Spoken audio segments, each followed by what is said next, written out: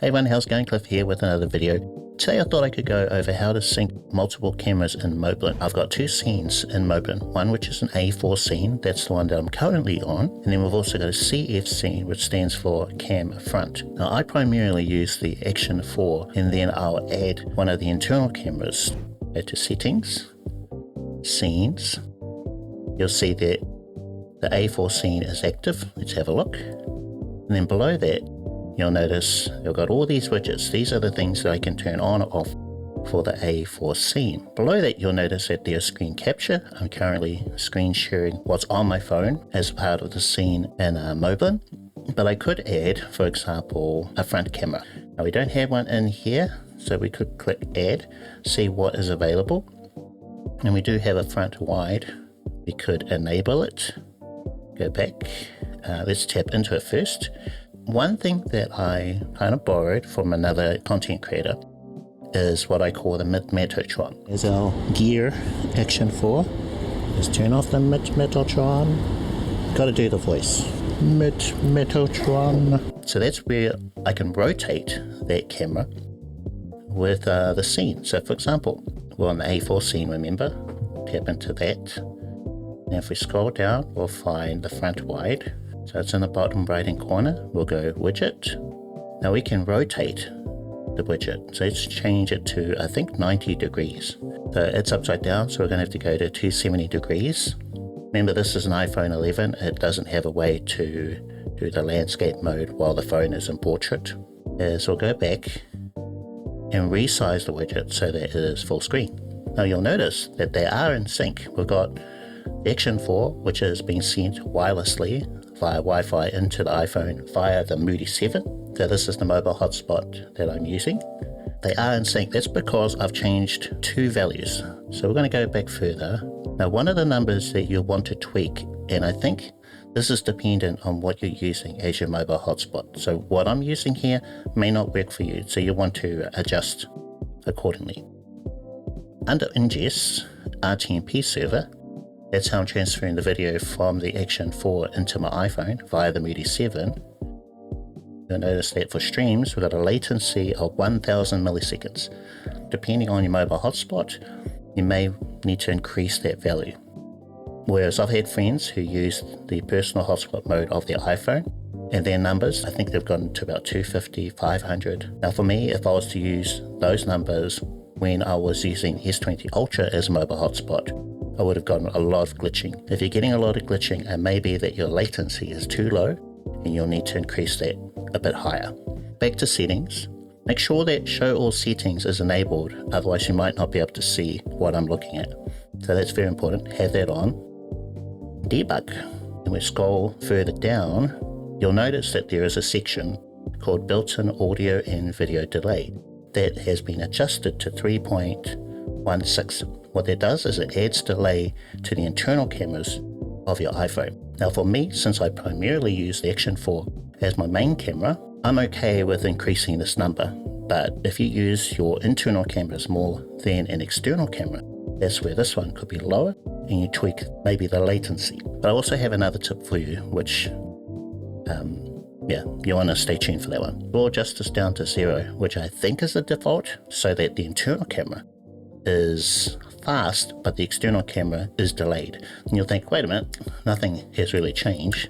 It looks the same. That's because whenever you make adjustments like that, you need to go to a different scene and then come back again. I'm going to go to the CF or front-facing cam front scene, where I'm going to be sideways. And then we'll go back to the A4 scene. I'm assuming this is what you would probably see. The vertical cam of the CF widget, that is fast, but the external camera, which is the Action 4, that is delayed. And now you know, just by tweaking built-in audio and video delay, this is based on the latency of 1000. But yeah, we could just dial that one up to 3.16. So let's just do that. And then I'm going to move on to something else. So we're going to close out of the settings. Now we're going to go to what I assume most people will be doing. And that's where they're using their internal cameras. Okay, so that looks a bit better. What I'm looking at on my phone screen, it is delayed. So this could be very distracting because it's like 1000. Yeah, it's like from 1000 to 1003, 1004. So it's about 3.16 seconds delayed. And that's for the internal cameras. Internal cameras are usually fast, right? So we're going to go back to settings. Built-in audio and video delay would normally be 0. Camera on my phone screen, that is fast. It's snappy. So they can do that. But as soon as you add the external camera, remember, there's going to be some delay. It needs to, in order to send that video wirelessly. When you have a cable between them, they can be a bit faster, but there usually is some kind of delay when the cameras are not part of the actual phone. So when it's all one thing, very, very fast. When it isn't, there's some delay. Okay, so we're going to go to scene widgets, and we are going to enable A4. If you have a log, 1, 2, 3. Now remember this one that I'm looking at, that is fast. Now what you can do is you could add a little bit of delay through debug settings to the internal camera, and then maybe try and reduce the external camera latency. But remember, you risk adding glitching to that other camera. One other way of going about this is so we're going to be sideways again for a little bit, just so you can see. We're going to go into settings and find debug. Back to our built-in audio and video delay. We're going to increase that back up to what worked for me, 3.16. Okay. Going to close out of the settings. There's going to be a delay. So even now, it was frozen for a little bit. I think that these will be in sync. I think we'll see that they are fairly in time. Problem is, for me as a streamer, that internal camera, it is delayed. So I look at what's happening there, and I'm okay with the lag, but for you, they could throw you off. Now, one other thing you could do, to settings, display, quick buttons, and we're going to look for camera preview. I think my one is on page 2. Okay, so here it is. I found it. Turn it off. Camera preview. Turn it back on again.